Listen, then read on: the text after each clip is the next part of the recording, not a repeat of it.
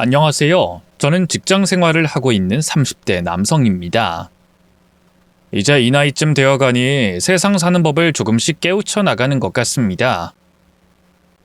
세상 사는 일 하나부터 열까지 힘든 일인데 그 중에서도 가장 힘든 건 관계를 맺는 거라고 생각해요. 대학교를 다닐 때까지는 그렇게 쉽게 맺어지던 관계였는데 사회에 나와 살아가다 보니 자연스럽게 맺어졌던 어린 시절의 관계도 이어가고 쌓아가는 게 쉽지가 않다는 걸 느끼네요. 새로운 관계를 맺는 건 두말할 것 없이 어렵고요. 그런데 저는 다른 사람이 생각하기에 절대 어렵지 않다고 생각되는 관계에서도 현재 어려움을 겪고 있습니다.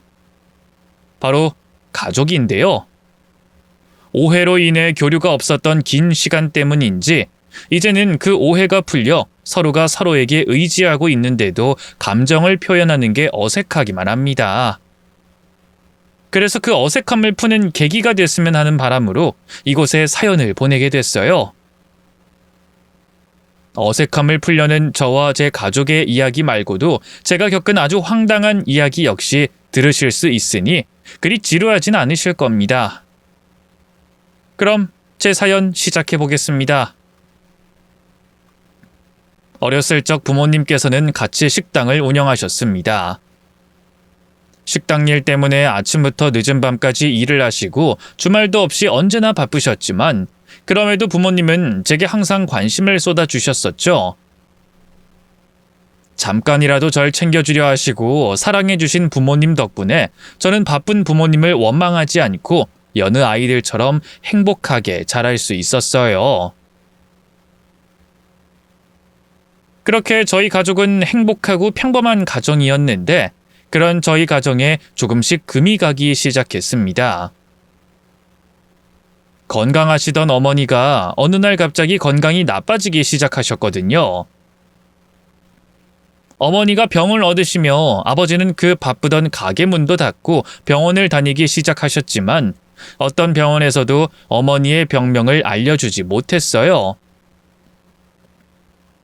다들 하는 말들이 다르고 처방받아온 약이며 치료법들이 통하지 않았죠.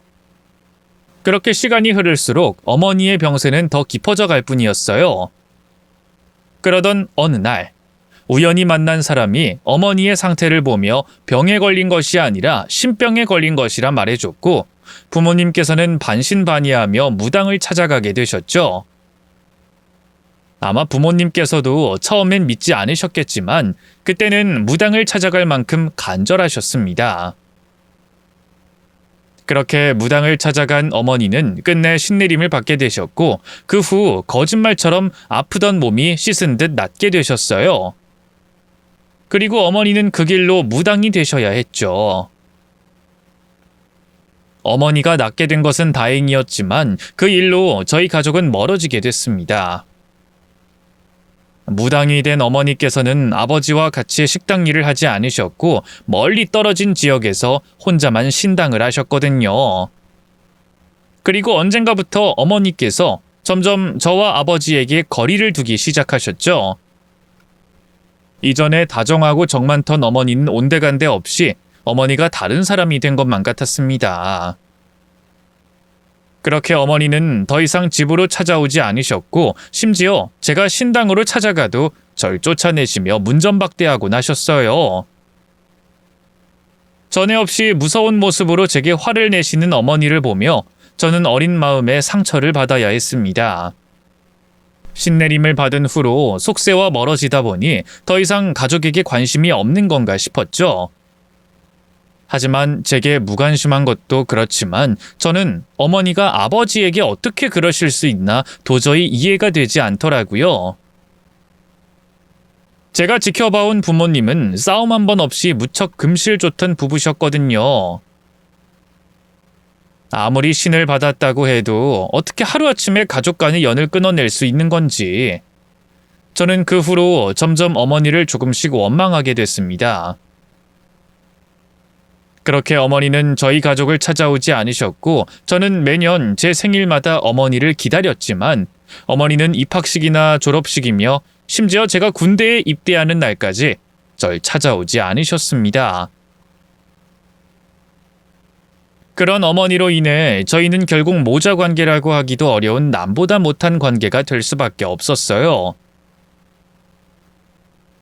그렇게 아버지에게만 의지하며 지내던 어느 날, 아버지께서 갑작스러운 사고로 돌아가시며 전 급하게 장례를 치러야 했어요. 주변에는 친척들이 있었지만 그럼에도 저는 어머니를 기다리고 있었습니다. 그런데 어머니께서는 마치 남의 장례식장에 조문을 온 것처럼 조용히 조문만 하곤 급히 돌아가 버리셨고, 그 일은 제게 크나큰 충격과 상처를 남기게 됐죠.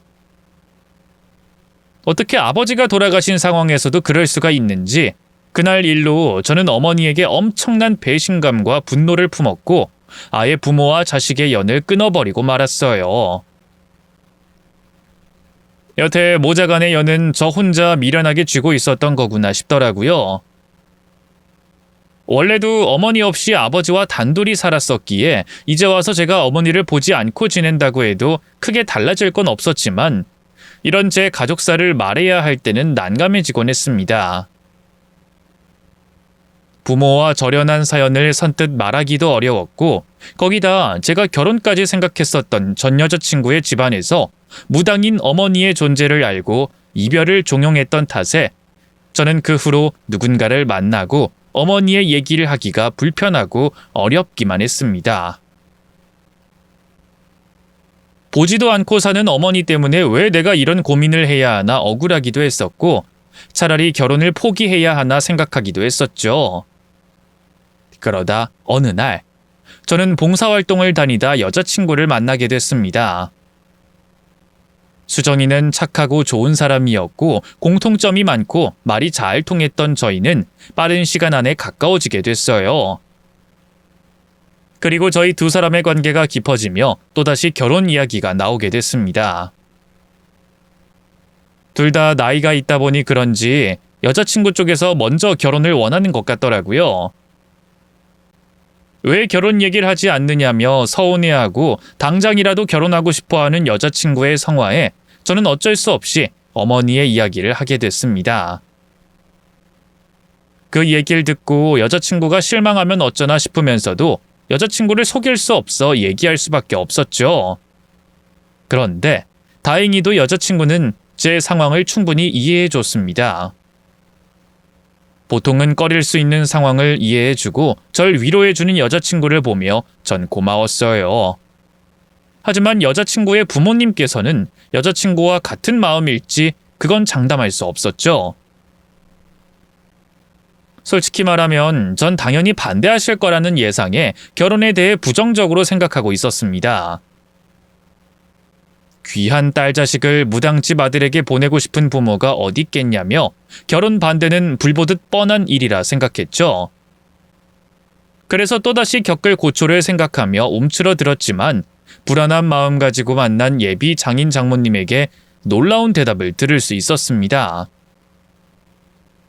장인 장모님께서 제 상황을 전혀 개의치 않고 오히려 절 위로해 주셨거든요. 그동안 젊은 사람이 얼마나 고생이 많았을까. 직업에 귀천이 없다 해도 사람들 편견이라는 게 참 무섭거든. 그래도 우린 그런 거 아무 상관없으니 신경 쓰지 말게. 우리 딸이 고른 사람인데 좋은 사람인 건 확실하고 이런 자식을 키워내신 분이라면 어머님도 좋은 분이실 거야. 그래, 우린 다 이해하니까 괜히 어머님 일로 걱정하지 마. 우린 두 사람이 행복하기만 하면 더 바랄 게 없으니까 말이야.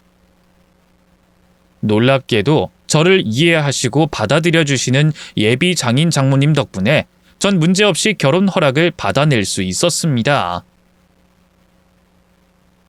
정말 이럴 수가 있는지 전 기쁘고 벅찰 수밖에 없었어요. 그렇게 결혼 준비를 하게 되며 누구보다 행복한 예비 신랑이 된 저였지만 한편으로는 고민이 있었습니다. 저의 결혼 소식을 어머니에게 알려야 하느냐는 문제였죠. 저 혼자 결정할 일은 아니라는 생각에 저는 여자친구와 예비 장인 장모님께 의견을 구했는데 모두 제 의견을 존중하신다며 제가 원하는 대로 하라고 말해주시더라고요. 자칫 불편해질 수 있는 상황에 절 배려해 주신 예비 처가 식구들 덕분에 전 진지하게 고민하게 된 저는 결국 어머니를 결혼식에 모시고 싶다는 생각에 몇 년 만에 어머니를 찾아가게 됐습니다. 저도 그동안 절연하고 모진 척했지만 내심 어머니를 그리워하고 있었던 건지 오랜만에 어머니를 찾아가는 발걸음은 당연히 무거울 수밖에 없었어요. 걱정도 되고 설레기도 하고 복잡 미묘한 기분이었죠. 그렇게 오랜만에 찾아뵌 어머니를 두고 저는 어색함에 쉽게 입을 떼지 못했습니다. 잘 지내셨냐고 물어야 하나, 뵙고 싶었다고 해야 하나, 무슨 말을 먼저 꺼내야 할지 모르겠더라고요. 하지만 어머니는 그런 저와 달리 너무나도 건조하고 무덤덤한 표정으로 제게 용건을 물으셨습니다. 그래, 날 보자고 한 이유가 뭐냐? 할 말이 있어 보이는데. 제가 결혼을 하려고 합니다. 봉사하다가 만난 사람인데 착하고 좋은 사람이에요. 부모님께서도 절 마음에 들어 하시고요. 그쪽에서도 어머니 얘긴 다 아시고 이해해 주셨어요. 그래서 어머니께 결혼 소식 전하러 왔어요. 제가 결혼에 대한 이야기를 꺼내자 어머니는 제 말이 끝나긴 무섭게 가방 안에서 봉투를 하나 꺼내주셨습니다. 받아라. 결혼하는데 보태고. 그 정도 돈이면 요긴하게 쓰이겠지. 어머니가 건넨 봉투 안에는 거액의 수표가 들어있었습니다. 생각지도 못한 수표를 받게 된 저는 기쁘기보다 되려 화가 났습니다. 제가 어머니를 찾아갔던 것은 그런 돈을 바란 것이 아니었거든요. 하나 남은 부모에게 누구보다 축하받고 싶은 마음에 찾아갔던 저였는데 그런 제 진심을 무참히 짓밟듯 돈을 건네는 어머니의 행동에 저는 화가 날 수밖에 없었습니다. 역시나 기대했던 내가 바보였구나 싶었지만 그래도 어렵게 찾아갔기에 전 마지막 희망을 걸고 어머니에게 물었어요. 이런 거 말고 제게 하실 말씀은 없으세요? 돈이 부족한 거면 내가 더 보내주도록 하마. 아무튼 난 더 할 말 없고 전해야 할 것도 전했으니 이만 일어나야겠다. 저는 용기 내어 어머니에게 말을 걸었던 건데 어머니는 돈이 부족하냐는 말과 함께 그냥 일어나 버리셨습니다. 마치 저하고는 더 이상 말을 섞을 일도 이유도 없다는 것처럼 말이죠. 그런 어머니의 모습에 전 결국 참던 화를 터뜨릴 수밖에 없었어요. 됐어요! 누가 이딴 돈 필요하다고 했어요? 내가 언제 돈 달라고 한 적 있냐고요? 내 하나뿐인 가족이니까 그래서 찾아온 건데 아무래도 내가 잘못 생각한 모양입니다. 그딴 정이 뭔지 내가 아직도 어머니께 기대를 걸고 있었나 봐요. 어머닌 피도 눈물도 없는 사람인데 말이에요. 저도 어머니와 볼 일 더 없습니다. 없다고요! 결국 저는 그동안 담아둔 원망을 쏟아낸 채 그대로 밖으로 나와버렸습니다. 그렇게 허망하고 처참한 심정으로 어머니와 재회를 마친 저는 장인 장모님께 부모님을 모시지 못하게 됐다는 사정을 설명하고 결혼식을 올리게 됐어요. 결혼식 내내 행복했습니다. 물론 처음 하게 된 결혼식이 서툴고 긴장도 많이 됐지만 결혼식이 진행되며 조금씩 그 긴장이 풀리기 시작했어요. 그런데 결혼식장을 찾아온 하객들을 둘러볼 여유가 생겼을 때쯤 제 시선을 빼앗은 사람이 있었습니다. 어머니였어요. 저번 만남에서 제게 결혼하는데 필요한 돈을 주는 걸로 부모의 노릇을 끝내려던 사람이 제 결혼식장에 와 있었습니다. 한참 결혼식이 진행되고 있을 때였지만 어머니의 참석을 알게 된 저는 온 생각이 어머니에게 빼앗기게 됐어요. 왜 찾아왔을까? 어떤 마음을 가지고 찾아온 걸까? 날 아직 자식으로 생각하고 있는 건가? 또는 저번에 내가 화낸 일로 내 결혼식을 망치려고 온 건가 등등 별의별 생각을 다 하게 됐죠. 표정이라도 제대로 보였으면 어머니께서 결혼식장을 찾아온 이유를 유추하기라도 할 텐데 저와 아내를 비추는 조명 이외에 다른 조명은 꺼져 있어 어머니의 표정을 볼 수가 없었죠. 어머니와 대화하지 않고서야 어떤 마음으로 제 결혼식장에 오게 됐는지 알 수 없었기에 어머니의 존재를 뒤로하고 결혼식에 집중하려고 했습니다.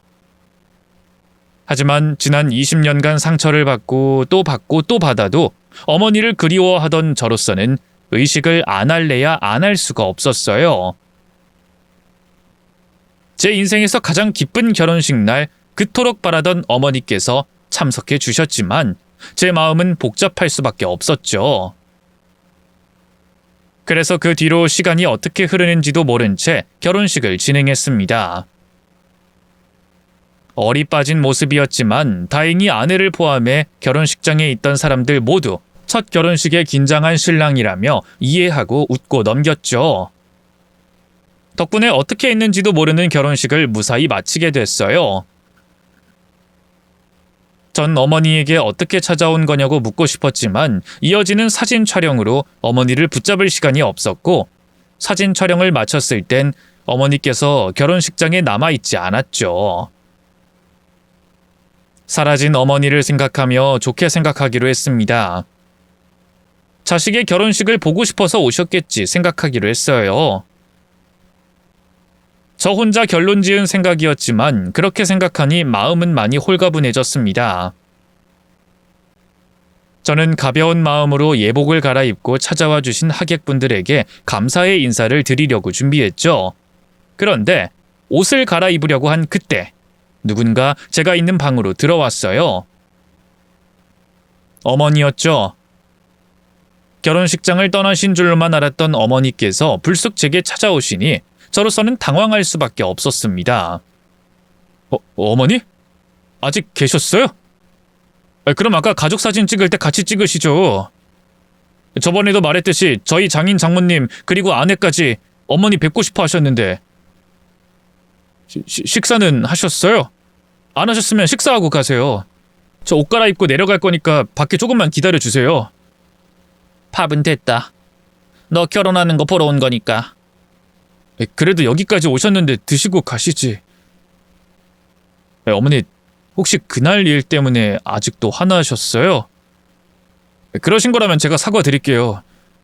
그때 그 일 이후 집에 돌아와서 생각해보니 제가 어머니 의도를 오해했을 수도 있겠다 싶더라고요. 어머니께서 주신 돈에 다른 의미가 다 담겨 있을 수 있었는데 제가 너무 제 진한 감정에 휩쓸려서 어머니께 무작정 화를 냈던 것 같아요. 죄송해요. 내게 화난 거 없어. 내가 뭐라고 너한테 화가 났겠니? 그것보다 너, 네 아내 조심해라. 네 옆에 네 아내라는 그 여자 보통 내기가 아닌 년이라고. 아주 무서운 년이야. 기대하지 않았던 어머니의 결혼식 참석으로 들뜬 탓인지 어머니 입에서 축하한다는 말이 나오길 기대하고 있었습니다. 그런데 제 헛된 기대였어요. 어머니는 이번에도 제 가슴에 상처를 주셨죠. 진심이 담긴 말이 아니라도 좋은 덕담 정도는 할 수 있는 상황에서 굳이 제 가슴에 상처되는 말을 하는 어머니의 행동도 이해되지 않았습니다. 거기다 이젠 제 가족인 제 아내를 근거도 없이 헐뜯는 어머니의 행동을 용서할 수 없었죠. 그만! 제발 좀 그만하세요. 아들 결혼식에 오셔서 한다는 말이 겨우 그딴 말이에요? 제가 어머니 아들은 맞아요? 맞다면 결혼한 아들에게 먼저 결혼 축하한다고 말하는 게 부모 아니에요? 그런데 아내 조심해라, 무서운 년이다 이런 말이나 하세요? 그냥 축하한다, 잘 살아라 이렇게 말하면 죽기라도 해요? 도대체 제가 뭘 잘못했는데 이러세요? 도대체 왜 이러는 건데요? 왜요? 내가 보기엔 네 처가 심상치 않다고 느껴져서 내게 조심하라고, 알아볼 수 있으면 알아보라고 말해주는 거다. 너한테 다른 감정이 있어서가 아니라 널 걱정. 절 걱정한다는 사람이 제 결혼식 날 제 아내를 두고 그런 말을 해요? 그리고 절 걱정하신 적은 있으세요? 그렇게 제가 걱정되면 애초에 떠나지 마시지 그랬어요. 아니 떠나더라도 관심 좀 가져주시지 그랬어요. 지금 이때까지 그리고 아버지 돌아가시고 나서도 관심 하나 없다가 이제서야 절 걱정한다고요? 그것도 제 아내인 사람을 조심하라고요? 그게 앞뒤가 맞는 말이라고 생각하세요? 말이 되냐고요? 그래요. 절 걱정한다고 쳐요. 그럼 그 근거가 뭔데요? 제 아내를 조심하라면서요. 그 근거가 뭐냐고요? 내가 하는 말을 정신 나간 소리라고 생각할 수도 있겠지만 네 처에게 뭔가 있다는 게 느껴진다. 얼굴도 그렇고 느껴지는 기운에서 네 곁에 있으면 안 된다고 느껴져. 아니, 다른 누구든 그 여자와 가까이 하면 안 된다는 기운... 이제 자식한테까지 무당질 하시려고요? 저보고 어머니의 그 느낌, 감을 믿고 아내를 의심하라고요? 그게 말이 된다고 생각하세요? 지금 그걸 말이라고 하시는 거예요? 그러니까 내가 알아보라고 하지 않았니? 나도 내 자식 결혼 왜 축하해주고 싶지 않겠어. 그래서 이 자리에 왔던 건데 내 눈에 보이는 걸 어떡하니? 내 자식이 위험할 수도 있는데 그걸 그냥 모른 척해? 눈에 보이는 걸? 정말... 그만하세요. 어머니 귀신놀이에 장단 맞추기 싫으니까 그냥 가시라고요. 또 다시는 제 앞에 나타나지 마세요. 그리고 한 번만 더 제 아내를 두고 이상한 말 하신다면 저 가만히 있지 않겠습니다. 설령 제 아내와 장인 장모님이 나쁜 사람들이라고 해도 어머니께서는 그런 말할 자격 없으세요. 그럼 그만 나가주세요. 이제 어머니에게 헛된 기대도 하지 않을 거고 헛된 기대로 인한 실망도 하지 않겠다고 결심했습니다. 저는 어머니에게 더 이상 모자 관계를 이어가지 말자는 말을 돌려서 말하고 나가달라 등 떠밀었죠.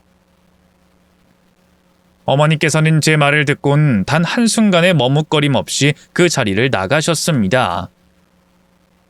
아무 말도 없이 사라지는 그 모습이 저에겐 어머니의 대답으로 느껴졌어요. 그리고 그 모습을 보며 지난번 어머니와 만남 이후에도 느낀 감정이었지만 이번엔 정말 어머니와 영원히 끝났다고 생각했습니다. 지금까지 어머니의 행동을 보면 그럴 일이 없겠지만 설령 제게 미안하다며 사과를 하신다고 해도 제가 어머니를 용서할 수 없었죠. 날 낳아준 분과 결국 이렇게 끝나게 됐다는 게 애석하고 슬펐어요. 하지만 제 결혼식 날 우울해하고 있을 순 없었죠. 비록 날 낳아준 분과의 인연은 끝나게 됐어도 제겐 새로운 가족이 있었고 어머니보다 제 인생에 있어서 더 힘이 되어주는 사람들이었습니다. 저는 얼른 우울한 기분을 날려버리고 절 기다리고 있을 가족들에게 갔어요. 그리곤 가족들과 남은 결혼식 마무리를 잘 마쳤죠. 아내와 가족들에게는 어머니와 있었던 이야기를 하지 않았습니다. 말해서 듣기 좋은 일은 아니었고 가족들 역시 어머니가 제 결혼식에 찾아왔다는 걸 모르고 있었으니 입을 다물기로 했죠.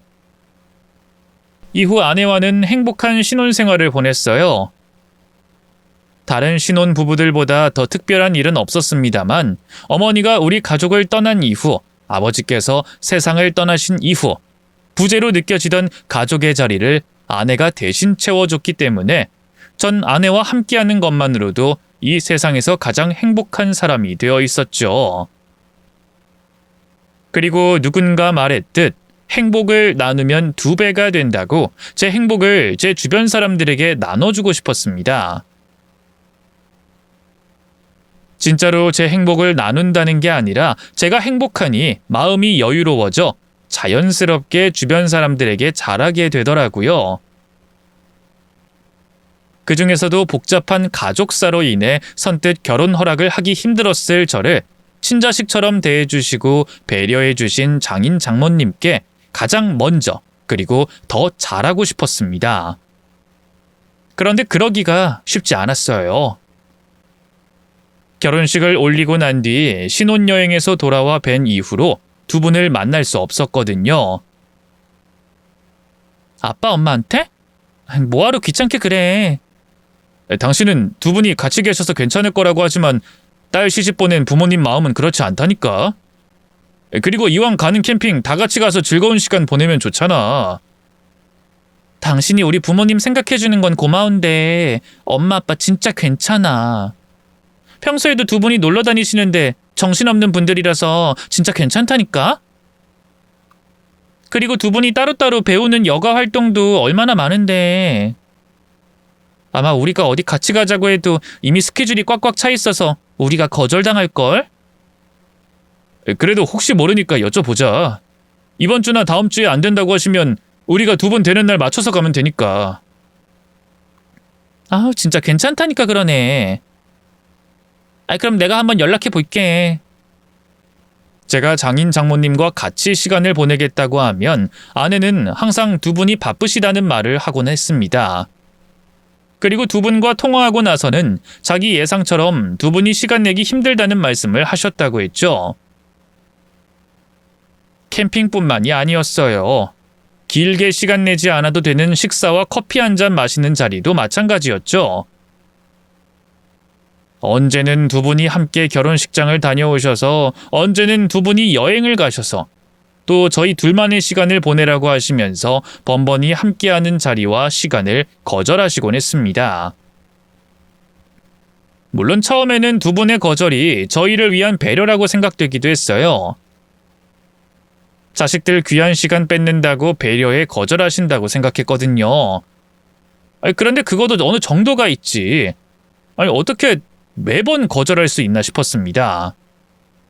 거기다 두 분도 두 분이었지만 친정 식구들을 그리워하지 않는 아내도 이상하게 느껴졌죠. 근데 당신 아버님 어머님께 안 다녀와도 돼? 결혼하고 벌써 2달이나 다 돼가는데 친정에 한 번도 안 내려갔잖아. 그거야 내가 집에 내려가도 볼 수 없으니까. 우리 엄마 아빠 바쁜 거 당신도 알잖아. 내려가봤자 난 찬밥 신세야. 그러니까 전화 가끔 드리는 걸로도 충분해.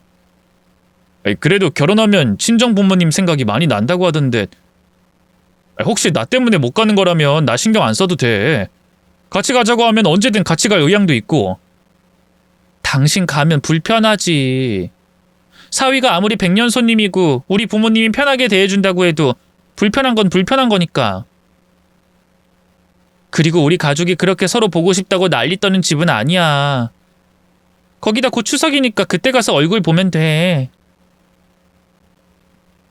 친정집과는 오로지 톡과 전화로만 교류하는 아내를 보며 아내를 포함해 아내 식구들이 다른 집들과는 많이 다르다는 걸 느꼈어요. 그런데 그 다름이 마음에 걸렸습니다. 그 일이 없었다면 모르겠지만 괜히 마음에 걸리는 말을 듣고 나니 왠지 계속 이상하게 느껴지더라고요. 바로 어머니께서 제 아내가 보통 내기가 아니라고 무서운 여자라고 한 말이었죠.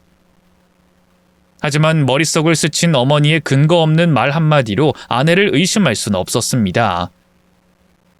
정확히 어떤 이유에서가 아닌 기운이 느껴진다는 게 얼마나 허무맹랑한 이야기예요. 그래서 잠시 들었던 어머니의 말 한마디를 진저리 치며 머릿속에서 지우려고 했습니다. 그러다 제가 아내를 의심할 수밖에 없는 일이 벌어지고야 말았습니다. 장모님을 결혼 후 3개월 만에 만나게 되면서 말이죠. 비가 많이 오던 그날, 회사에서 퇴근한 저는 지하철을 이용해 집으로 돌아가고 있었습니다. 그런데 제가 탄 지하철 칸에서 장모님을 뵙게 됐어요. 장인어른과 장모님은 경기도 외곽에 살고 계셨기 때문에 서울 안에서 마주칠 일이 없었어요. 전 결혼 후 3개월 만에 뵙는 어머님이 반가워 지하철 안에 있던 수많은 인파 사이를 뚫고 다가갔습니다. 그리고 어머님께 말을 걸려던 그 순간 어머님 입에서 나온 놀랄만한 이야기를 듣게 됐어요. 장모님, 저 장모... 그럼요. 무슨 역할이든 맡겨만 주시면 잘할 수 있어요. 그리고 보수만 조금 더 주시면 일 마치고도 계속해서 간단한 역할 대행은 할 수 있고요. 지금도 제가 그런 식으로 꾸준히 하고 있는 역할이 몇 개 있거든요. 갑작스러운 상황에서도 당황하지 않고 태연하게 원하는 역할 잘 수행할 수 있으니까 믿고 한번 맡겨보세요. 네, 그럼요. 네. 그럼 생각해보시고 연락주세요. 장모님께서는 누군가와 통화를 하고 계셨는데 그 통화 내용은 평범한 사람들 입에서 나올 수 없는 내용이었어요. 역할 대행, 보수, 그리고 꾸준히 하고 있는 역할. 그 단어들의 조합이 무엇을 의미하는지 알 수 있었습니다. 하지만 무엇을 의미하는지 눈치채는 것과 달리 그걸 받아들이는 건 쉽지가 않았죠. 저는 장모님께 향하던 손길을 거두고 다시 사람들 인파 속에 몸을 숨겼습니다.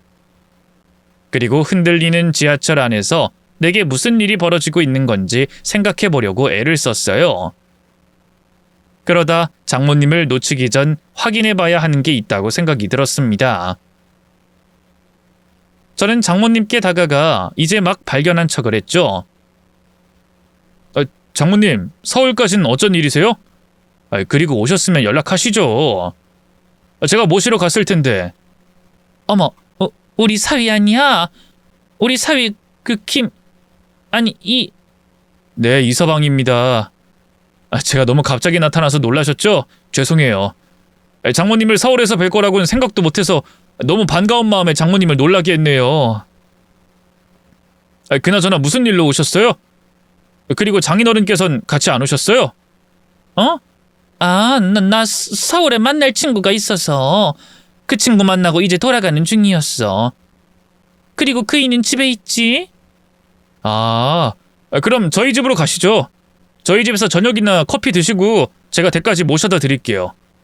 아니야. 그럴 필요 없어. 자네 하루 종일 회사에서 고생했는데 그 멀리까지 운전시킬 수 있나? 그리고 나 이미 돌아가는 버스표도 끊었어. 이거 현장 발권이라 휴대폰으로 취소도 못해. 그러니까 나 신경 쓰지 말고 집에 가서 수정이랑 놀아. 그럴 수 없죠. 버스표는 제가 취소하고 올게요. 한눈에 봐도 당황한 장모님은 제 성과 이름도 헷갈려 했어요. 거기다 이왕 서울까지 오셨으니 딸이 있는 집으로 가자는 말에도 무조건 괜찮다며 거절하셨죠. 조금 전 수상한 전화통화를 엿들어서 그런 건지 모르겠지만 장모님의 거절이 이전같이 느껴지지 않았습니다. 제가 확인하고 싶던 모습처럼 말이죠. 그래서 저는 확인을 장모님에게서 그치지 않고 아내에게도 해보자고 했어요. 끝까지 딸이 있는 집으로 가길 거절하는 장모님을 억지로 집까지 데리고 갔죠. 그리고 그곳에서 장모님만큼이나 당황한 아내의 얼굴을 볼 수 있었습니다. 뭐야? 이게 어떻게 된 일이야? 왜? 장모님께서 서울에 사시는 친구분 만나고 오시는 길에 나랑 지하철에서 마주쳤지 뭐야. 그래서 내가 집으로 모시고 왔어. 당신이랑 장모님 좋은 시간도 보내라고. 마침 발권한 버스표를 어머님께서 잃어버리셔서 내가 어머님 댁까지 모셔다 드리려고. 당신도 깜짝 놀랐지? 수정아, 미안하다. 어쩌다 보니 이서방을 지하철 안에서 만나게 됐네. 예상하지 못한 일이 벌어지자 아내는 아주 잠깐이었지만 얼굴이 일그러지는 걸 숨기지 못했습니다. 그 표정을 보며 머릿속에 떠오르는 장면이 있었어요. 어머니께서 제게 한 말이 말이죠. 바로 1시간 전까지만 해도 근거도 현실성도 없는 헛소리라고 생각했었습니다. 그런데 헛소리로 치부한 그 어머니의 말이 사실일지도 모른다는 생각이 들기 시작했죠. 저는 제 불안한 생각을 더 확신할 수 있는 무엇인가가 필요하다고 생각했습니다. 그러려면 두 사람이 방심하게 만들어야 했어요.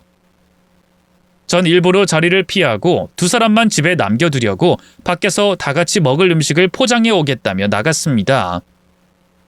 그러면서 녹음 기록을 켠 휴대폰을 거실에 숨겼죠.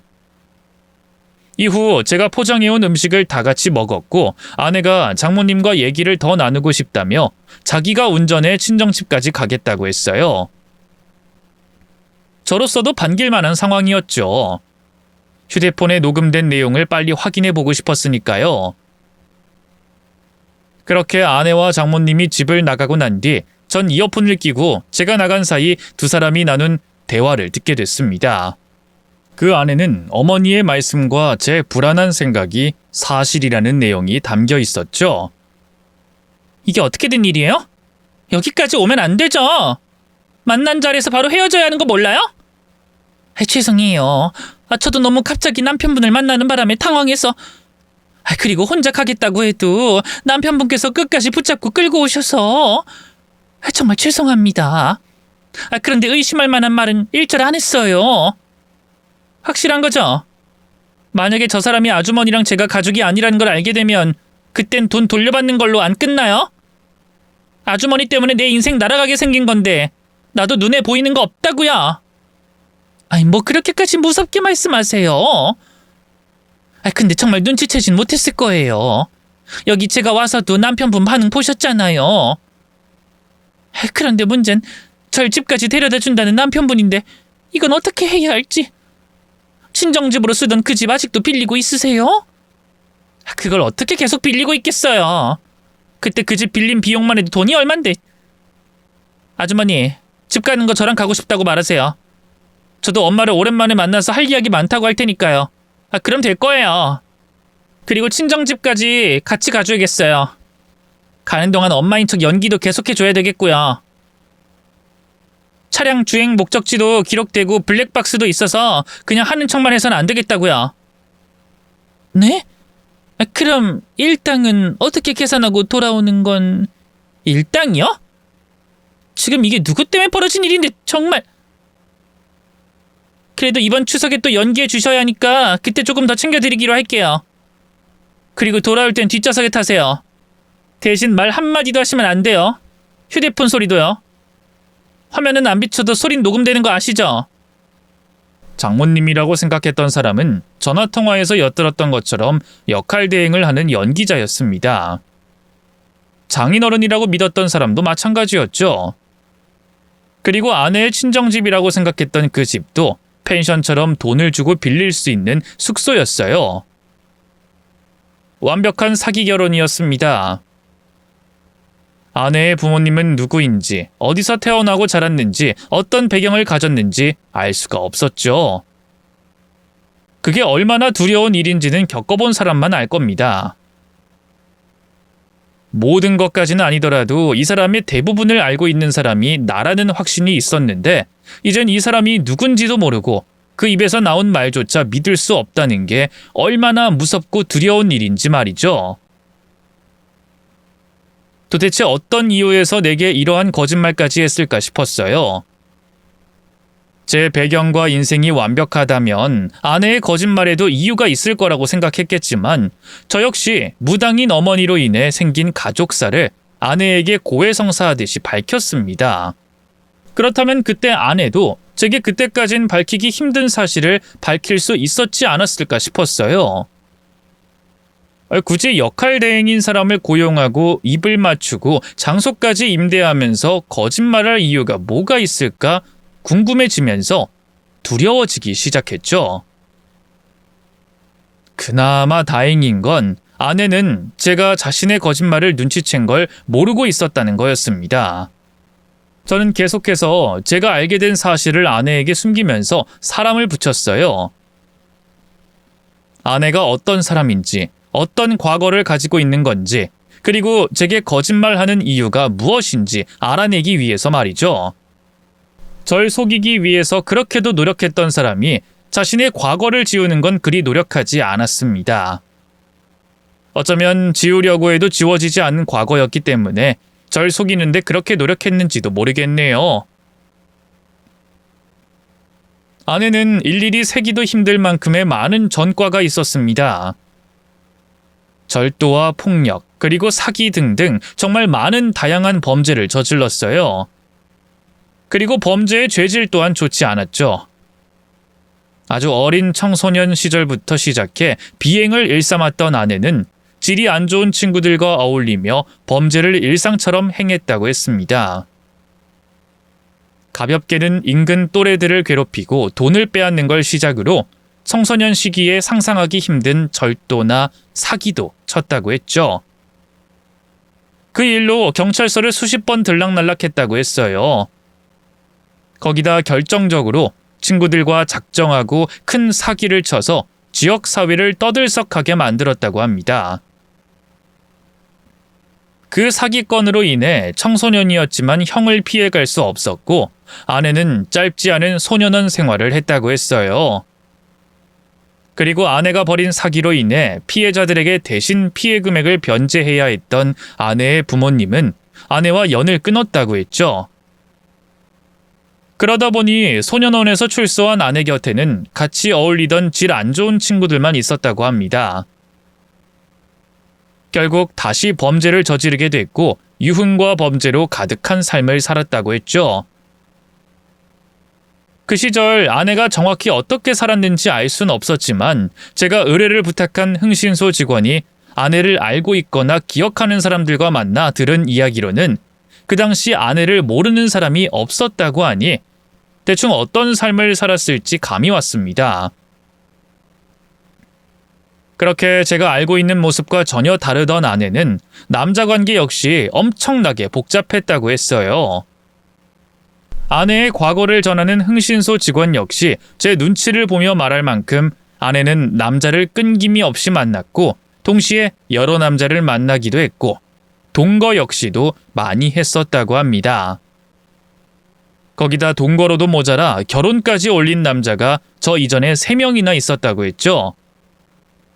그러다 3번째 결혼식을 올린 남자와 이혼 이후 아내는 계속해서 살던 고향을 떠나 서울로 올라왔고 대학 졸업 후 서울에서 직장을 얻어 살고 있던 저를 만나게 됐던 겁니다. 그리고 이전에 만났던 남자들과 저에게 기대하는 게 달랐는지 연락하고 지내던 친구들과 전부 연락을 끊었다고 했어요. 제 생각엔 아마 자기가 생각해도 정상적이지 않은 과거를 세탁하고 절 만나 새로운 인생을 출발하려고 한 게 아닌가 싶었습니다. 그래서 제게 멀쩡히 살아계시는 부모님이 아닌 역할 대행의 부모님과 친정집을 보여줬겠죠. 모든 사실을 흥신소 직원에게 전해 듣고 난 뒤 너무 어이가 없어서 그런지 오히려 초연했어요. 아내가 사람을 써가며 거짓말을 했을 때부터 심상치 않은 일이 있을 거라는 걸 예상해서 충격이 덜했는지도 모르겠고요. 어쨌든 그때 제 머릿속에 하루빨리 아내와 헤어져야 한다는 생각밖에 없었습니다. 저는 아내에게 제가 알게 된 사실을 모두 털어놨고 아내에게 혼인 무효 소송을 하겠다고 말했죠. 이 정도면 당신도 할 말 없지? 당신 처음부터 끝까지 날 속였어. 아무리 당신에게 용서받지 못할 과거가 있다고 해도 내게 사실대로 말했어야 했다고. 그리고 당신을 받아들일지 말지 내게 맡겼어야지. 내가 당신에게 한 것처럼 말이야. 당신이 과거에 어떤 짓을 벌였든 간에 그걸 떠나서 날 속인 행동에 용서할 수 없어. 그러니까 혼인 무효 소송하는데 괜히 힘 빼게 만드는 행동하지 마. 혼인 무효 소송? 나랑 이혼하겠다고? 여보, 당신 속인 건 내가 잘못했는데 그 일 전부 예전 일이야. 나 당신 만나고 다시 태어났다고. 그래서 예전에 나와 관련된 것들 전부 정리한 거야. 나 당신과 헤어질 수 없어. 그러니까 제발 나 믿고 용서해줘. 나 정말 좋은 아내가 될게. 그만하자. 서로 대화해봤자 감정만 격해질 뿐이야. 무슨 소리야. 대화로 풀 수 있는 거잖아. 나 이대로 당신과 못 헤어진다고. 못 헤어져. 소송 결과 나올 때까진 당신이 여기서 지내. 난 오늘 당장 필요한 짐만 가지고 나가고 나중에 필요한 것들 챙겨서 갈 테니. 야, 이창민! 너 지금 내가 하는 말이 말 같지 않아? 나 너랑 못 헤어진다고. 나도 내 과거 떳떳하지 않고 용서받을 수 없다는 거 알아. 그런데 넌 날 이해해줄 수 있지 않아? 너도 지우고 싶은 네 배경 있는 사람이잖아. 난 네 배경 전부 다 이해해준 사람이고. 난 당신 어머니가 무당이든 비군이든 범죄자든 상관없어. 당신이 과거에 무슨 짓을 저질렀다고 해도 상관없다고. 난 지금 당신을 사랑해. 그 외에 어떤 것도 중요하지 않다고. 내 상황과 당신의 상황이 똑같아? 당신이 저지른 전과와 내게 말하지 않은 3번의 결혼이 어떻게 우리 어머니께서 무당인 것과 동일시가 되냐고? 그리고 말했지. 당신을 가장 용서할 수 없는 건 내게 당신의 모든 걸 숨겼다는 거야. 당신이 나랑 못 헤어지든 말든 난 상관없어. 일을 복잡하고 더럽게 끌고 가지 않길 바랐을 뿐. 법원 가선 달라질 게 없는 일이니 내 결정 절대 바뀔 일 없으니 알아서 받아들여. 자신의 과거를 지우고 새로운 인생을 살아가기 위해서 제가 꼭 필요했던 건진 모르겠지만 아내는 헤어지자는 제 말을 못 받아들였어요. 나중에 법원에 가서도 온갖 거짓말과 핑계를 대며 어떻게든 저와의 혼인관계를 유지하려고 했죠. 하지만 그러기엔 너무 많은 증거가 있었습니다. 결국 저는 결혼 무효 소송에서 승소하게 됐고 아내와 깨끗하게 헤어질 수 있었죠. 아내가 숨긴 진실을 알게 되고 혼인 무효 소송을 하는 동안 어머니의 생각이 가장 많이 났습니다. 말도 안 되는 헛소리라고 어머니의 말을 치부했던 그날을 말이죠. 어머니께서 어떻게 아내의 얼굴만 보고 그런 말씀을 하셨는지 신기하고 궁금하기보단 어째서 제게 그런 말씀을 하셨는지 생각하게 됐어요. 이 일이 있기 전까지 제 머릿속에 있는 어머니라면 굳이 아들에게 괜한 소리까지 들으시면서 제 결혼식을 찾아오시고 제게 그런 말씀을 하셨을까 싶었죠. 왠지 제가 어머니를 크게 오해하고 있다고 생각했습니다. 그래서 어머니를 찾아가게 됐어요. 깨끗하게 헤어졌다고 하니 다행이구나. 내 말이 도움이 됐다니 다행이고. 그래, 이 얘기해 주려고 찾아온 거니? 감사하다는 말씀도 드리고 제가 어머니께 한 말들에 대해서 죄송하다는 말도 하려고요. 감사하고 죄송해요, 어머니. 전에도 말했지만 나 같은 사람한테 네가 고마울 건 뭐가 있고 죄송할 건 뭐가 있니? 그럼 마음 잘 추스르고 잘 지내고 그만 가봐. 저 어머니, 제게 하고 싶은 말씀 더 없으세요? 매번 절 밀어내려고 하시는데 그거 진심 아니시잖아요. 그날 결혼식장에 찾아오신 것도, 제게 그 여자에 대해 경고하신 것도, 그리고 저 결혼한다는 말에 그 큰 돈을 건네신 것도 저 생각하셔서 그렇게 행동하신 거죠? 근데 왜 저랑 있을 때면 계속 밀어내려고 하세요? 어머니 진심이 뭔지 저 혼란스러워요. 그리고 어머니께서 저 어렸을 때 그때 어머니처럼 대해주셨으면 좋겠어요. 저 어머니 폼이 그리워요. 이 나이 먹었지만 여전히 절 다정하게 대해주시던 어머니가 그립다고요. 말하다 보니 감정에 북받쳐 눈물이 터져나왔습니다. 울려고 하지 않았지만 어머니에 대한 그리움과 지난 세월 어머니의 부재로 느꼈던 감정이 섞이며 눈물이 터져나왔어요. 그 흐르는 눈물을 닦고 얼른 멈추려고 했어요. 괜히 제 눈물 때문에 어머니께 매정한 소리를 들으면 어쩌나 싶어서 말이죠. 그런데 제가 눈앞을 가리던 눈물을 훔치자 제 눈앞에 소리 없이 울고 계신 어머니가 보였습니다. 어머니의 눈물이 어떤 눈물일지 몰랐던 저는 조심스럽게 어머니를 감싸 안았습니다. 어머니의 울음이 그칠 때까지 그대로 안고 있었죠. 그리고 울음을 그친 어머니께 그동안 제가 모르고 있던 이야기를 듣게 됐습니다. 미안하다. 그동안 엄마가 네 가슴에 대못을 박았어. 그런데 엄마는 하루도 널 생각하지 않은 적이 없었어. 다만 상황이 어쩔 수 없었을 뿐이지. 아마 내가 무당이 되고 집을 떠났을 때부터 네가 서운함을 느꼈을 거라고 생각한다. 그때부터 너와 네 아빠를 자주 만나지 않으려고 했으니. 그런데 그게 사실은 전부 너와 네 아빠를 위해서였어. 무당년의 자식, 무당년의 남편과 무당년 남편이 하는 식당, 그게 내가 무당이 되고 너와 네 아빠에게 따라붙었던 꼬리표였지.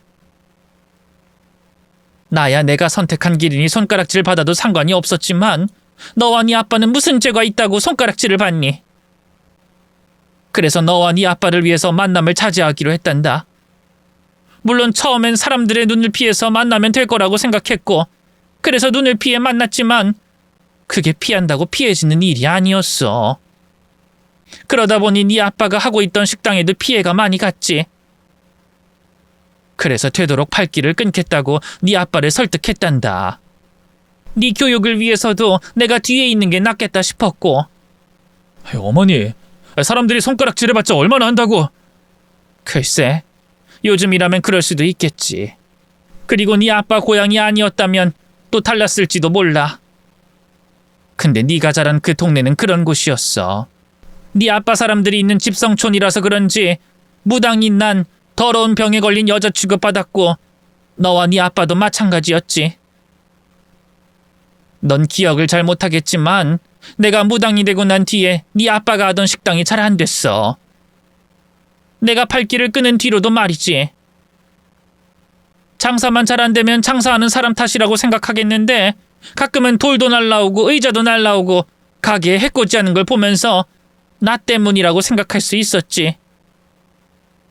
그래서 엄마가 더 팔길을 끊으려고 했고 나 때문에 네 아빠 식당이 안 되니 내가 모자란 돈을 메꾸려고 항상 돈을 보냈지. 그래서 더 열심히 무당 일을 해야 됐어.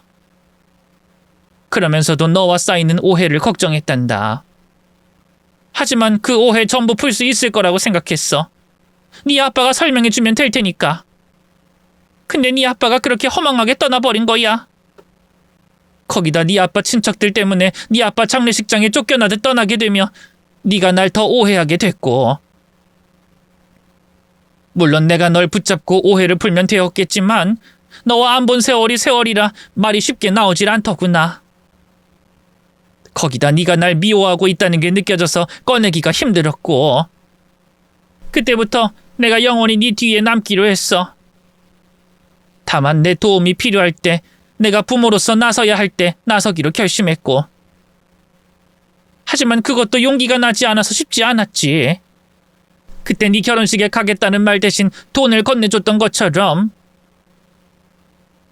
미안하다 창민아. 엄마 때문에 네가 힘들었을 생각을 하니?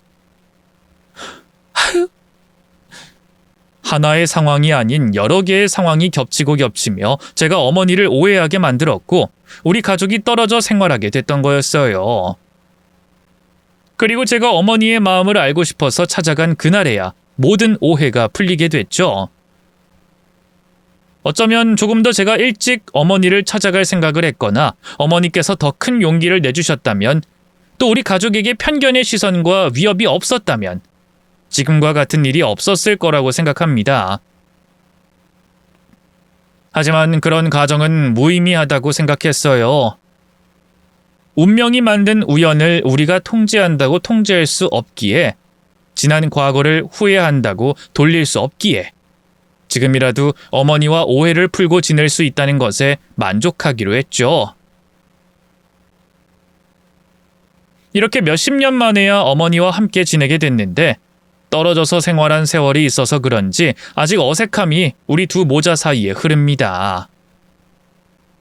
지난번처럼 눈물이라도 쏟아야 하나 싶고 무슨 방법이 있나 찾아보는데 여기 사연 채널이 눈에 들어오더라고요. 그래서 이곳을 제가 어머니께 전하고 싶은 창구로 사용하고 싶어 나왔어요. 이렇게 어머니께 말을 전하려고 말이죠. 어머니, 저도 어머니께 죄송하게 생각하는 일이 많으니 더 이상 제게 미안해하지 마세요. 항상 절 어려워하시는 모습에서 복잡한 감정이 느껴지곤 합니다. 전 어머니와 함께 지내는 동안 어렸을 적부터 바라고 바랬던 행복한 감정만을 느끼고 싶어요. 저뿐만 아니라 어머니께서도 행복한 감정을 느끼셨으면 좋겠고요. 그러니 우리 꼬여버린 과거는 지우고 제 어린 시절로 돌아가서 지내기로 해요. 누구보다 서로를 사랑하던 모자 사이로 말이죠. 앞으로 제가 어머니께 잘하겠습니다. 그리고 오래오래 제 옆에 계셔주세요. 어머니, 많이 사랑합니다. 그럼 어머니께 보내는 짧은 편지를 끝으로 전 이야기를 마치도록 하겠습니다. 시청해주신 분들께 감사의 인사를 드리겠습니다. 감사합니다.